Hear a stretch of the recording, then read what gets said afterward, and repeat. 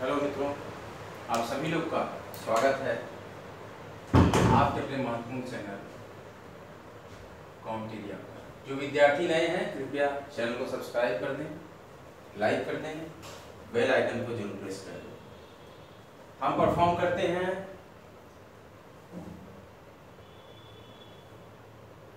gist crux are the juice of the NCERT of the concerned folder High Quality in Constitution, in which we have framed the such type of questions often confused in examination hall series. When the aspirant track the question at the time of the examination, however, their study is very strong, but in some minor confusion in some questions that are tracked by the questions tracked by the Comteria quality channel, and attempt to solve such type of problems and such type of concepts. We have framed the full synthetical, analytical and purified version of the gist at the crux of the NCERT of the concerned folder High Quality in Constitution. Our today's topic महानगरीय योजना समिति। हम पढ़ रहे हैं urban administration में महानगरीय योजना समिति। प्रत्येक महानगर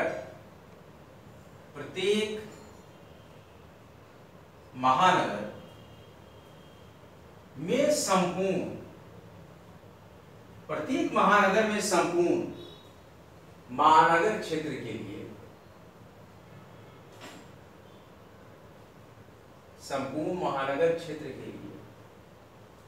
विकास योजना प्रारूप तैयार करने में विकास योजना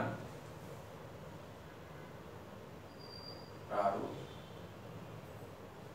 तैयार करने के लिए एक कौन सा लिखा है, एक महानगरीय योजना समिति। कौन सी समिति? महानगरीय योजना समिति का गठन किया। योजना समिति गठित की जाएगी। बहुत ही ब्यूटीफुल टॉपिक है ये, महानगरीय योजना समिति। इसके पहले हमने पढ़ा था जिला योजना समिति। तो महानगरीय योजना समिति मेट्रोपॉलिटन स्कीम कमेटी कि प्रत्येक महानगर में संपूर्ण महानगर क्षेत्र के लिए विकास योजना प्रारूप तैयार करने के लिए एक महानगरीय योजना समिति गठित की जाएगी। राज्य का विधानमंडल विधि द्वारा राज्य का विधानमंडल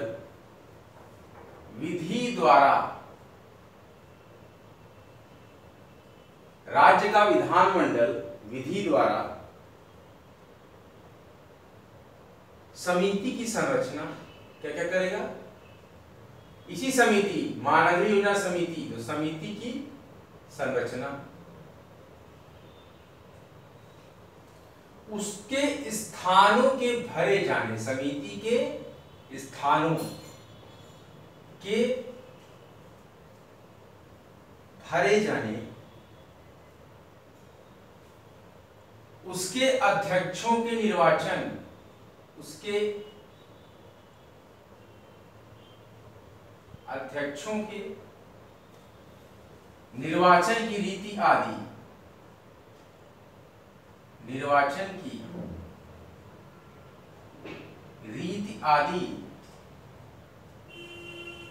और कार्यों द्वारा,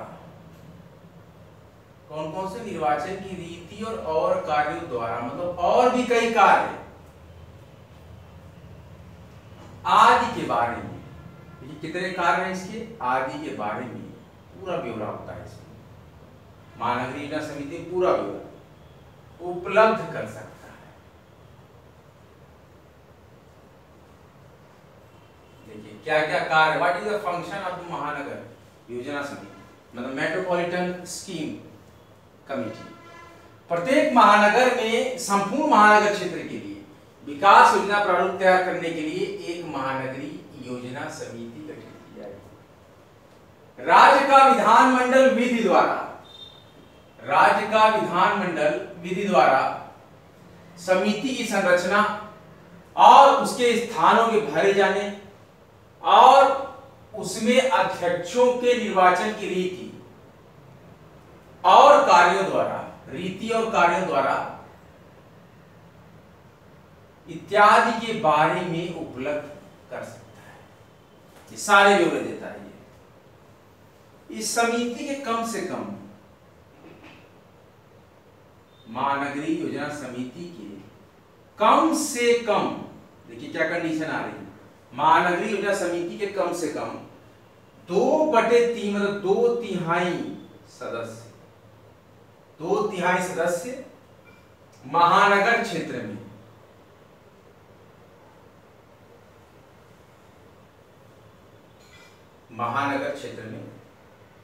नगर पालिकाओं के सदस्यों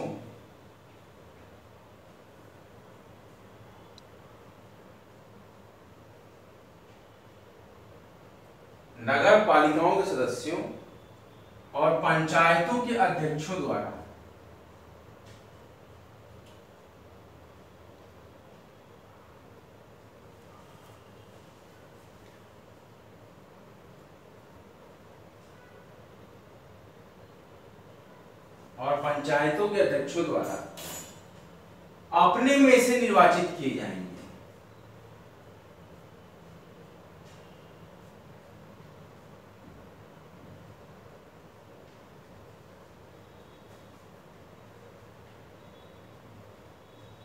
क्या है? महानगरीय योजना समिति के कम से कम 2/3 सदस्य महानगर क्षेत्र में नगर पालिकाओं के सदस्यों और पंचायतों के अध्यक्षों द्वारा अपने में से ही निर्वाचित किए जाएंगे। महानगर योजना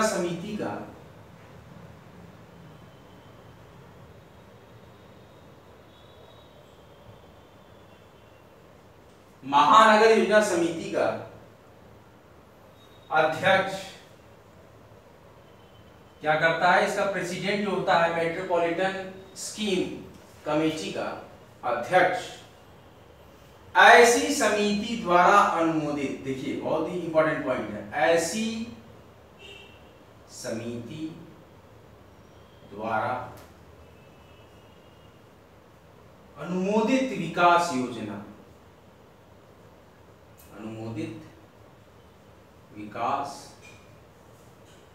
योजना को राज्य को भेजेगा।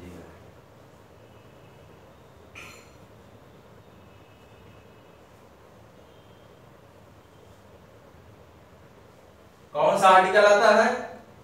Article 243 ZE, article 243 ZE। According to the Article 243 ZE, महानगरीय योजना समिति के कम से कम 2/3 सदस्य महानगर क्षेत्र में नगर पालिकाओं के सदस्यों और पंचायतों के अध्यक्षों द्वारा अपने में से निर्वाचित किए जाएंगे। महानगर योजना समिति का अध्यक्ष ऐसी समिति द्वारा अनुमोदित विकास योजना को राज्य को भेजेगा। According to the article 243 ZE। आज हमारा यह अध्याय 15 समाप्त हुआ।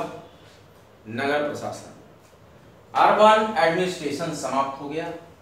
अब हम नया चैप्टर चालू कर रहे हैं, एक नया चैप्टर। हमारे चैप्टर का नाम चेंज हो जाएगा, चैप्टर नंबर 16। ऊपर हम बोल्ड में उसी चैप्टर को लिख देते हैं क्योंकि हम अब उसी से प्रोसीड करेंगे। Commission, council, tribunals. क्या है चैप्टर का नाम? Commissions,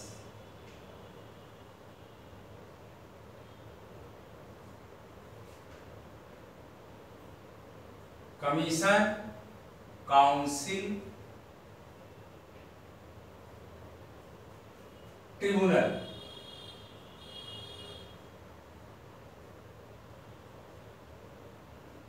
commission, council, tribunal. आयोग, परिषद, अधिकरण। क्या है चैप्टर में? आयोग, परिषद, अधिकरण। चैप्टर का नाम है आयोग परिषद अधिकरण। महानगरीय योजना समिति हमने सक्सेसफुली कंप्लीट कर लिया। कॉन्स्टिट्यूशनल बॉडीज क्या होती हैं? What do you mean by constitutional bodies? Constitutional bodies, what do you mean by constitutional bodies? भारतीय संविधानों में, ध्यान दीजिएगा, भारतीय संविधानों में विभिन्न अनुच्छेदों के तहत, बहुत इंपॉर्टेंट पॉइंट चल रहा है, विभिन्न आर्टिकल्स के तहत, भारतीय संविधानों में विभिन्न अनुच्छेदों के तहत जिन निकायों का उल्लेख है,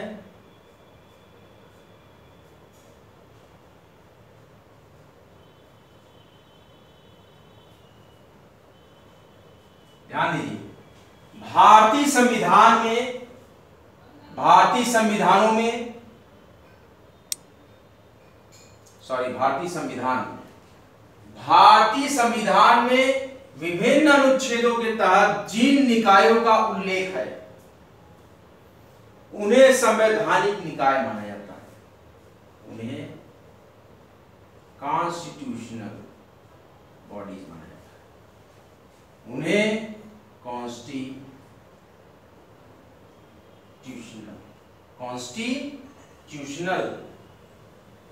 बॉडीज माना जाता है। यही डेफिनेशन है संवैधानिक निकाय।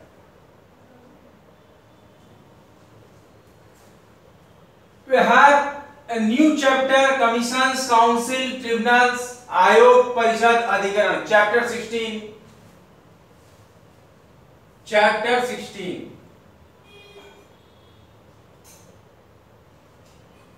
chapter 16, I polity constitution, complete gist are the crux of the juice of the NCR. What do you mean by constitutional bodies? भारतीय संविधान में विभिन्न अनुच्छेदों के तहत जिन निकायों का उल्लेख है उन्हें कॉन्स्टिट्यूशनल बॉडीज माना जाता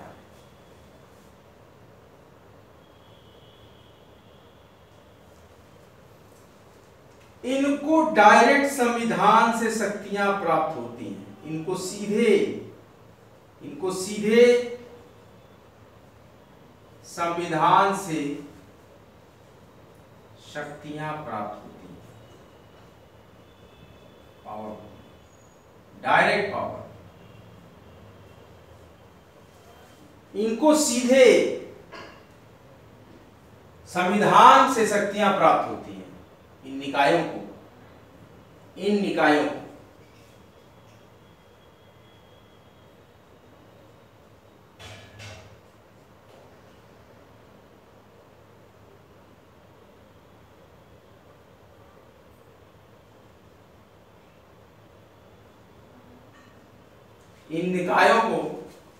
सीधे संविधान से शक्तियां प्राप्त होती हैं। हमारा जो अर्बन एडमिनिस्ट्रेशन था वो टॉपिक हमने सक्सेसफुली कंप्लीट किया, जिसमें कि हमारा लास्ट टॉपिक था महानगरीय योजना समिति। उसके बाद अगला हम चैप्टर स्टार्ट करते हैं commission, council, tribunal, chapter 16 the complete yeast of the crux of the NCERT, आयोग परिषद अधिकरण, संवैधानिक निकाय। भारतीय संविधान में विभिन्न अनुच्छेदों के तहत, ध्यान दीजिए, भारतीय संविधान में विभिन्न अनुच्छेदों के तहत जिन निकायों का उल्लेख है उन्हें कॉन्स्टिट्यूशनल बॉडीज माना जाता है, और इन निकायों को सीधे संविधान से शक्तियां प्राप्त होती हैं, मतलब डायरेक्ट शक्ति है आपके पास। इन निकायों के तंत्र में किसी भी प्रकार के बदलाव के लिए, इन निकायों के तंत्र में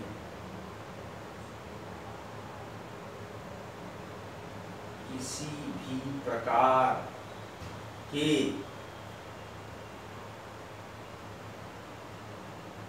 बदलावों के लिए इन निकायों के तंत्र में किसी भी प्रकार के बदलाव के लिए संविधान संशोधन की आवश्यकता होती है। कॉन्स्टिट्यूशनल अमेंडमेंट, कॉन्स्टिट्यूशनल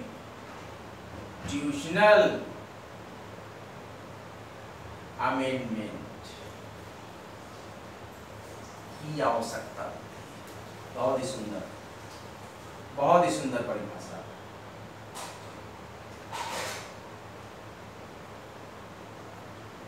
सीधी सी बात है, कोई संवैधानिक निकाय है तो उसको संवैधानिक संशोधन द्वारा ही बदलाव किया जा सकता है।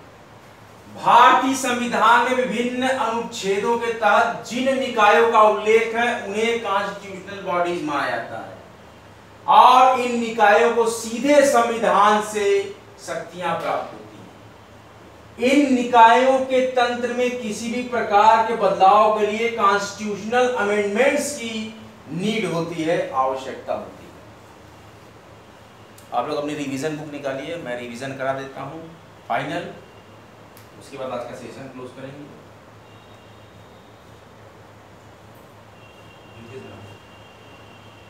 उसके बाद हम आज का सेशन क्लोज करेंगे। देखिए अब हमारा रिवीजन आ रहा है।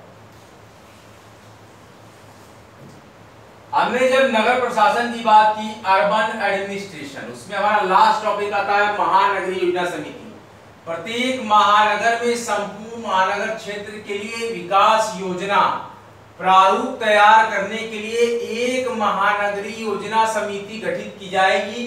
राज्य का विधानमंडल विधि द्वारा समिति की संरचना, उसके स्थानों के भरे जाने, उसके अध्यक्षों के निर्वाचन की रीति और कार्यों आदि के बारे में उपलब्ध कर सकता है। इस समिति में कम से कम 2/3 सदस्य महानगर क्षेत्र में नगर पालिकाओं के सदस्यों और पंचायतों के अध्यक्षों द्वारा अपने में से निर्वाचित किए जाएंगे। महानगर योजना समिति का अध्यक्ष आईजी समिति द्वारा अनुमोदित विकास योजना को राज्य को भेजेगा। Article 243 JD. इसके बाद हमारा नया चैप्टर है, नया टॉपिक पढ़ रहे हैं, कमीशंस और काउंसिल और ट्रिब्यूनल की कॉन्स्टिट्यूशनल बॉडीज क्या है। भारतीय संविधान में विभिन्न अनुच्छेदों के तहत जिन निकायों का उल्लेख है उन्हें कॉन्स्टिट्यूशनल बॉडीज कहते हैं, ऐसा माना गया है। और इन निकायों को सीधे संविधान से शक्तियां प्राप्त होती हैं। इन निकायों को सीधे संविधान से शक्तियां प्राप्त, direct powers from the constitution. और इन निकायों के तंत्र में किसी भी प्रकार के बदलावों के लिए, किसके लिए? किसी भी प्रकार के बदलावों के लिए कॉन्स्टिट्यूशनल अमेंडमेंट्स की आवश्यकता होती है। क्लियर? आज का लेक्चर यहीं तक। अगला लेक्चर लेकर आपके समक्ष बहुत ही जल्द हाजिर होंगे। देखिए आज वैकेंसी अपडेट में हम बता दें,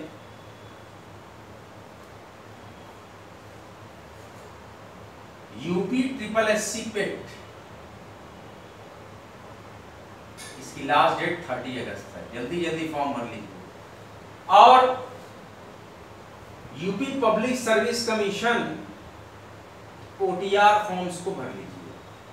अपकमिंग जो वैकेंसीज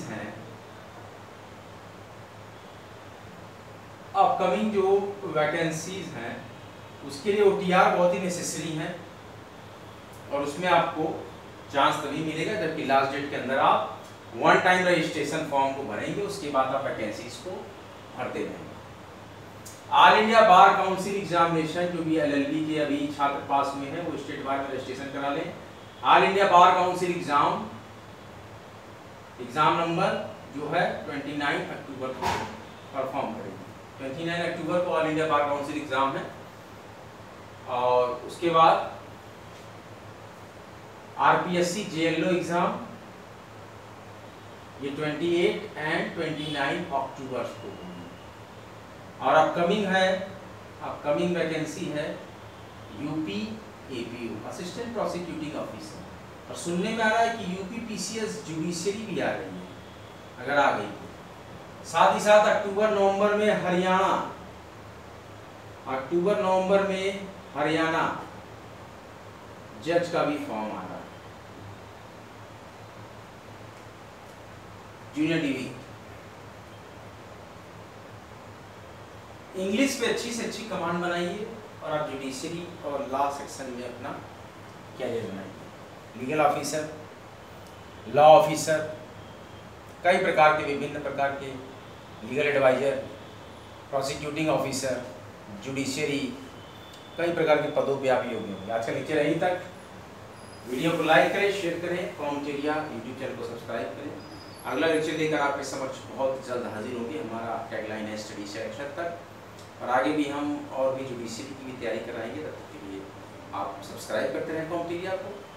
जय हिंद, जय भारत। वीडियो को लाइक कीजिए, शेयर कीजिए, कॉमेंटेरिया यूट्यूब चैनल को सब्सक्राइब कीजिए। स्टडी सिलेक्शन तक कठिन प्रयास ही सफलता का मूल साधन है। जय हिंद, जय भारत।